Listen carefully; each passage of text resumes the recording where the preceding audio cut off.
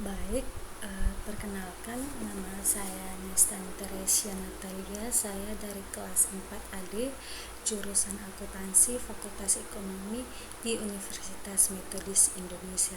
Di sini saya akan memaparkan tentang yang dimana balance scorecard. Nah, sama seperti yang kita ketahui, yang dimana balance scorecard ini atau disebut sebagai Kaplan dan Norton dari tahun 1996.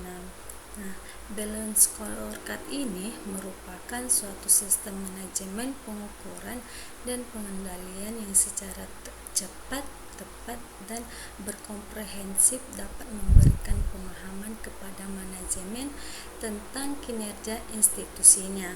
Maka yang dimana balance scorecard ini kemungkinan terimplementasikannya visi organisasi di semua tingkatan.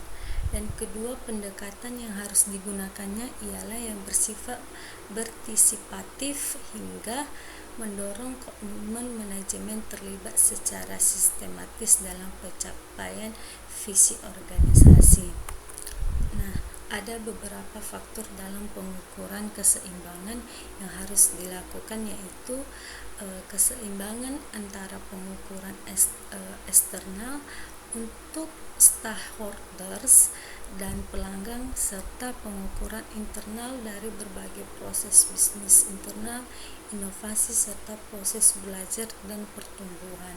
Kedua, ada keseimbangan antara pengukuran hasil dari usaha baik masa lalu dan pengukuran yang mendorong kinerja di masa yang akan datang. Ketiga, adanya keseimbangan antara unsur objektivitas, yaitu pengukuran berupa hasil kuantitatif yang diperoleh secara mudah, dan unsur subjektivitas ialah pengukuran pemicu kinerja yang membutuhkan pertimbangan. Nah, dan selanjutnya ada beberapa model balance scorecard yang mempunyai ciri khas, ialah pada kemampuan manajemen strategis ke dalam berbagai macam ukuran kinerja. Ada 3 prinsip yang harus digunakan untuk memenuhi maksud dari balance scorecard ini. Yang pertama, hubungan sebab akibat. Kedua, faktor pendorong kinerja. Ketiga, keterlibatan antara masalah finansial. Nah, balance scorecard ini dapat dimulai dari visi strategis organisasi yang dimana berbagai faktor kesesakan yang penting diidentifikasikan. Dengan demikian, balance scorecard ialah suatu sistem pengukuran strategis yang diturunkan dari visi strategis yang melakukan aspek-aspek terpenting dalam suatu organisasi.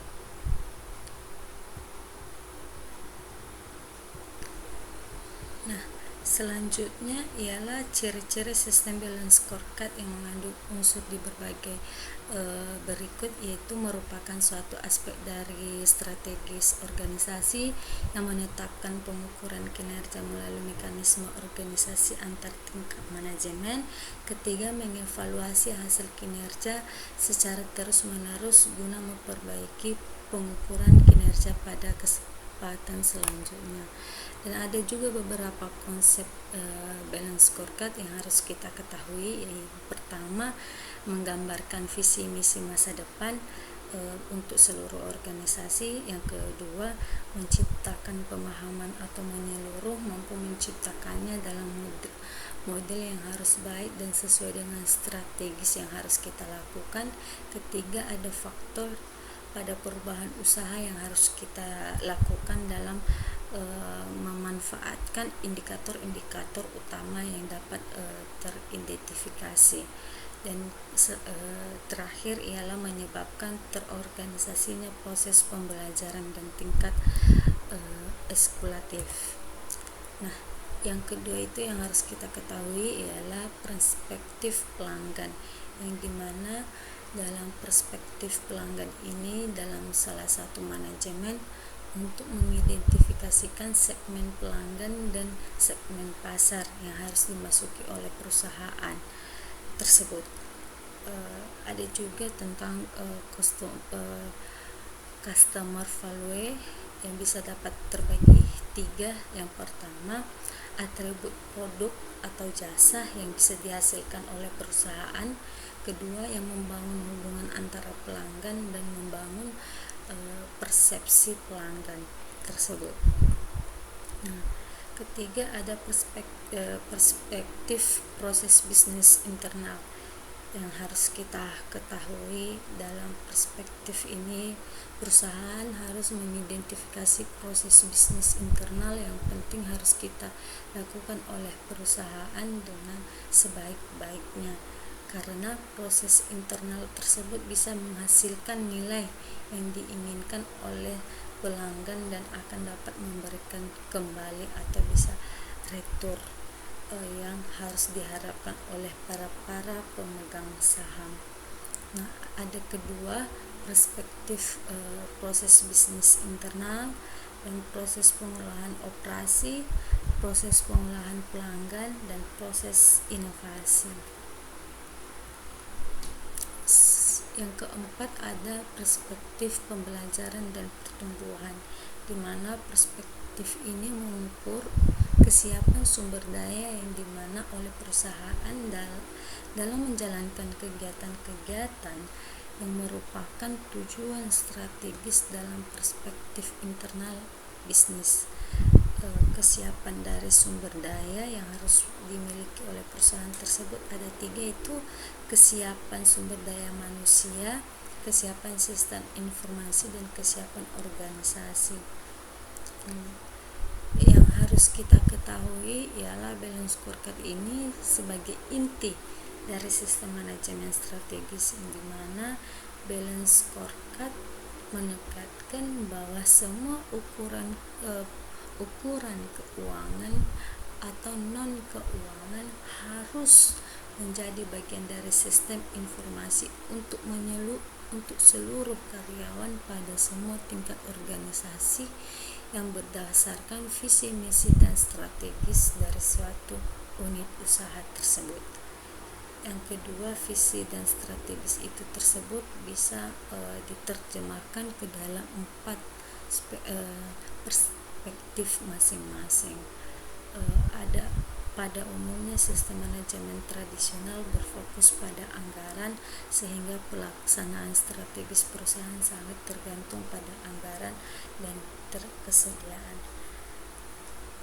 Ada juga hubungan antar perspektif tersebut ialah konsep hubungan sebab akibat,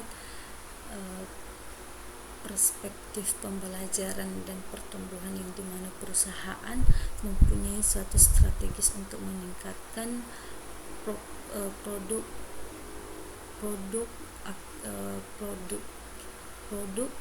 dan komitmen eksternal.